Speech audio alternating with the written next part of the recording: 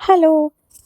Rajasthan days വ്ലോഗൊക്കെ start ചെയ്തെങ്കിലും പുറത്തിറങ്ങാൻ പറ്റാത്ത അവസ്ഥയാണ്. ഇവിടെ ഭയങ്കര ചൂടാണ് ഗയ്സ്.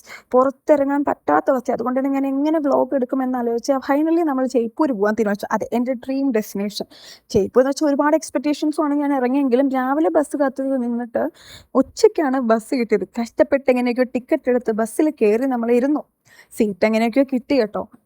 അങ്ങനെ ജയ്പൂരിലേക്കുള്ള യാത്രയാണത്.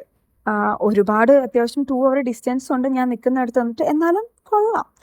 പോകുന്ന വഴിയെന്ന് വെച്ചാൽ ഇവിടെ നിറയെ ഫാമിംഗ് ആണ് കൂടുതലായിട്ടുള്ളത്. അതുപോലെ തന്നെ എല്ലാ മലയുടെ മണ്ടയിലും ഓരോ ദൈവങ്ങളുണ്ട്. ഐ മീൻ ഓരോ ടെമ്പിൾസ് ഉണ്ട് കേട്ടോ.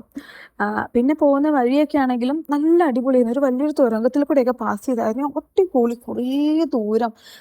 ഞാൻ പാലക്കാട് നിന്ന് തൃശ്ശൂർ പോകുന്ന വഴി ഒരു നമ്മുടെ കുതിരാനിലൊക്കെ കയറിയിട്ടുണ്ടെങ്കിലും ഇത് ആദ്യമായിട്ടാണ് കേട്ടോ.